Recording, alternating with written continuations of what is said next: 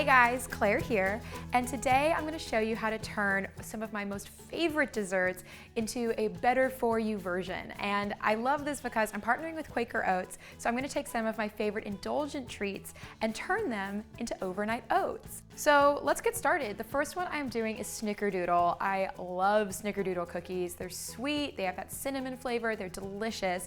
So here's what I have. Obviously, I'm going to use Quaker Oats, and it's really important that you use the old-fashioned variety.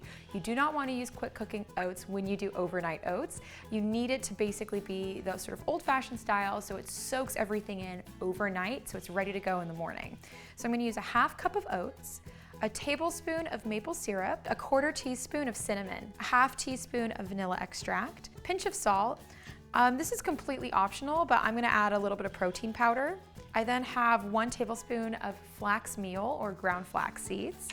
And then I have a teaspoon of chia seeds and a half cup of almond milk. All right, let's put it together.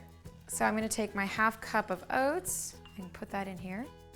So next I'm gonna add my cinnamon, then I'm gonna add the flax seed, and then I'm gonna add some protein powder, and then I'm gonna add the chia seeds, a little pinch of salt, and then I'm gonna start adding the wet ingredients. So first I'm gonna do the vanilla extract, the maple syrup, and then the almond milk goes on top. And you just fill it all the way to the top. So I'm now going to add the lid on top, put it in the fridge overnight, and what's going to happen is all the liquid is going to soak into the oats. You stir it up just to get all the ingredients mixed together, and then you can eat it. This is going to taste so delicious. So the next one we're doing is chocolate and peanut butter, which is such a classic combination.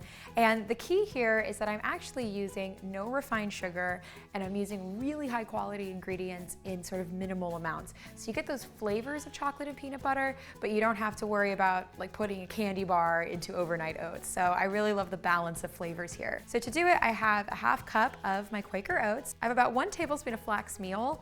I love the flavor of flax meal. It's really nutty. It adds almost like a baked flavor to everything. I just think it's lovely. A big pinch of salt, a little bit of vanilla, same thing, about like half a teaspoon, up to 1 tablespoon of unsweetened cocoa. It's really important that it's unsweetened, otherwise you're just gonna get too much sugar in this. And then up to 2 tablespoons of peanut butter. It depends on how peanut buttery you would like it, but peanut butter is really delicious in this. And then I have 1 tablespoon of maple syrup. And I love using maple syrup because it's an unrefined sugar.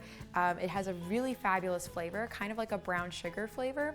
It just goes really fabulously in all of these recipes. And it's already liquid, so you don't have to worry about it dissolving properly or anything like that. And then 1/3 of a cup of almond milk. All right, so let's just put it together. We're just going to layer everything in and then put it in the fridge overnight. So first goes in my half cup of oats, the flax seed on top, pinch of salt. Then I'm gonna add some of my peanut butter, and then the unsweetened cocoa powder. And then I'm gonna add all of my wet ingredients. So in goes the vanilla, then the maple syrup, and then lastly, the almond milk. And then it goes in the fridge overnight. I'm gonna stir it up and it's gonna taste amazing. So for the last flavor, I'm doing my favorite apple pie. It's gonna be so delicious.